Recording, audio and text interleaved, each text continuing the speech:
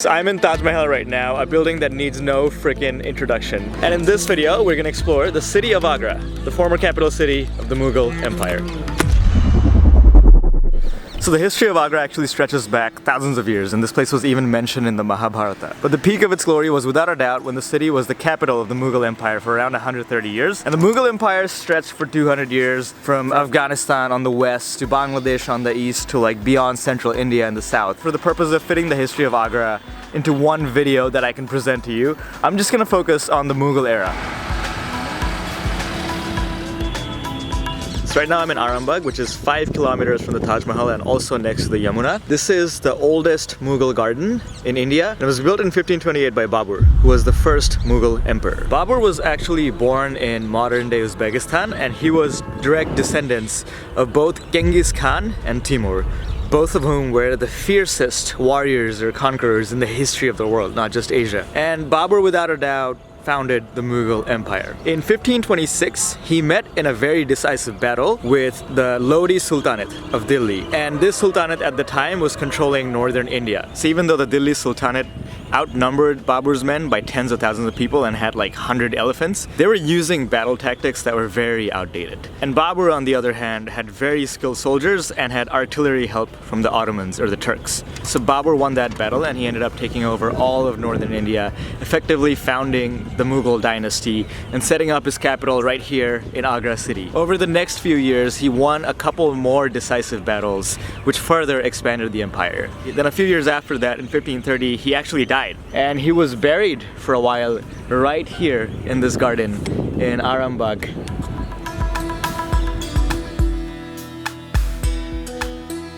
So what's really cool here is that you can see all these wild buffalo chilling by the side of the Yamuna River.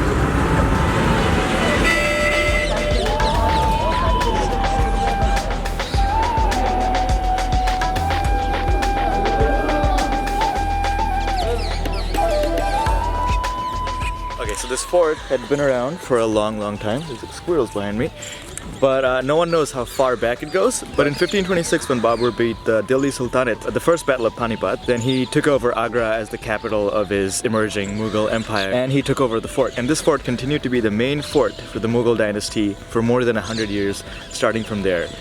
So when Babur died in 1530, when his son Humayun became the second Mughal emperor, he was actually crowned inside this fort. So don't confuse this fort with the Red Fort in Delhi, even though this is also a fort made from red sandstone that is a UNESCO World Heritage Site too. When I was coming in, I saw a lot of Islamic iconography, but apparently this fort has a separate section with Hindu temples where Hindus could worship. That's because Babur's grandson Akbar, who largely expanded this fort like 50 years after him, was a very religiously tolerant leader. And he actually married a Hindu princess called Jodha. There's lots of movies and TV shows about the two of them, Jodha, Akbar in India.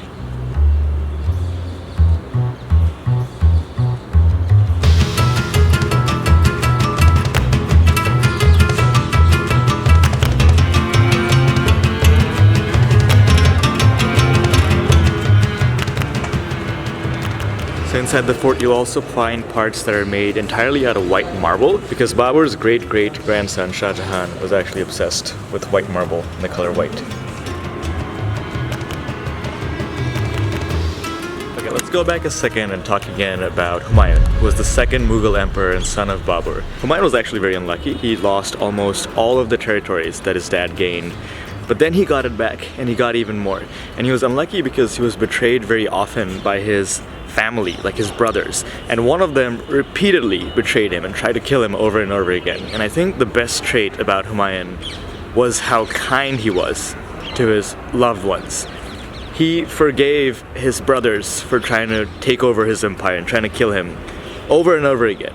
And some say that's the reason he wasn't the great emperor that he could have been. Then in 1556, at the young age of 47, Humayun actually died in a freak accident when he slipped and fell and hit his head. And his young son Akbar came into power, who would change this empire forever.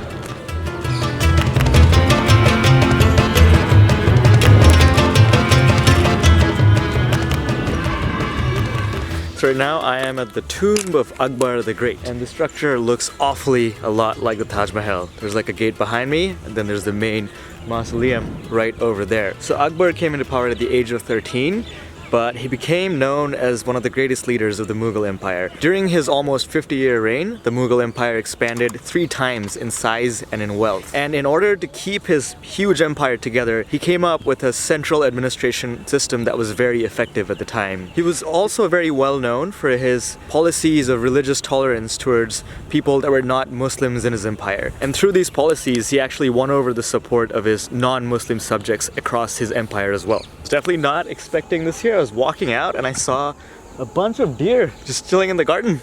I don't know if these are wild or tame. Not sure what's going on.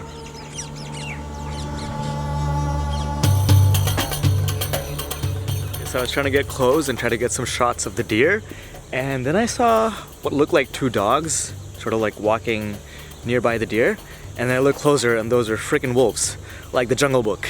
And then I talked to some dudes and they're like, yeah, the jungle starts right behind this place, so there's like a lot of wild animals here. So those deer that I saw are definitely not tame deer. They're like wild deers that just come out here to chill sometimes. And I understand why they don't want to let people out into the gardens. So after Akbar reigned from 1556 to 1605, he died and he passed on the empire to his son, the 4th emperor of the Mughal dynasty, Jahangir. And Jahangir actually built this mausoleum for 8 years, which is surprisingly completely empty in the middle of the day. It's just only like 15 kilometers away from the Taj Mahal, but no one comes here. I think not enough people know about this cool spot, so make sure you do come here when you visit Agra. I mean, there's a lot to say about Jahangir and his conquests, but I think the most interesting thing about him were his romances, let's say. And I'll leave that up to you to look that up, because that's a story by itself. After Jahangir died, his son came into power as the 5th emperor of the Mughal Empire. And this guy was probably pretty famous across history and even in modern times for his love affair as well. I'm talking about Shah Jahan. So Shah Jahan was the 5th Mughal emperor who ruled from 1628 to 1658, what a lot of people would consider as the peak of the glory of the Mughal Empire. He owned the royal treasury at this time, which included some very, very expensive things like the Kohinoor diamond you might have heard of, and that's why some people still consider him as the wealthiest man in history. Although he was a very successful military commander and he expanded the Mughal Empire further, he is most well remembered for his architectural achievements. Speaking of romances, Shah Jahan was married to the love of his life and his favorite wife, Mumtaz Mahal, for a while, but in 1631, she died while giving birth to their 14th child. And he was heartbroken and decided to make the Taj Mahal in her memory as a mausoleum for her. He started construction of the site in 1631 and it took like 22 years to complete, and it's still one of the most amazing buildings ever created. But the best way to see this building is not out here from the back, but crossing the river and going to the other side and inside it. So the Taj Mahal complex is huge and there's like several gates to enter this area. One on the east, one on the west, and one on the south. I'm coming through the western gate and then you get close to the main royal gate. I just came in through the west gate and behind me you can see the royal gate. There's actually a garden between the main gate and the royal gate, and that's like a signature of Mughal architecture everywhere you go. But there's 2 gardens and 2 gates, so there's another garden on the inside too. So I'm about to enter the royal gate and I can see the first glimpses of the Taj Mahal.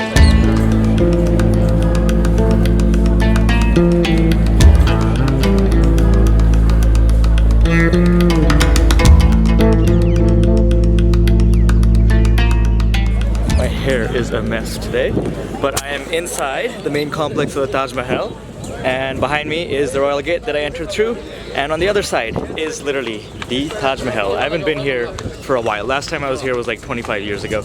I don't really remember much from the last time I was here except for that a monkey tried to steal our camera, so I'm definitely not putting my camera down anywhere in this complex. To my left right now are the fountains, and these are electrical now, but they used to be manual back in the days. And when the royal family, or the Mughal royal family, walked in, they used to like mix perfume in the water so it smelled like a natural perfume when they walked in. Apparently it took more than 20,000 people and 5,000 animals to build this too. They had to use more than 3,000 elephants. It's crazy now, it was crazy back then.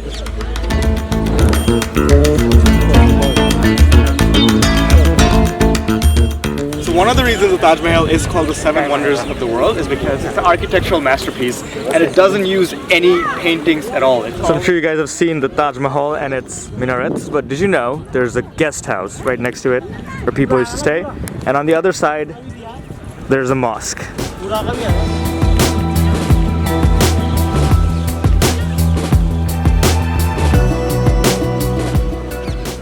cool thing about Taj Mahal is that it's symmetrical, which means all sides look like the front side. That's because when Shah Jahan created it, he wanted to be able to see it from wherever he was and still feel like he was looking at the front of the Taj Mahal.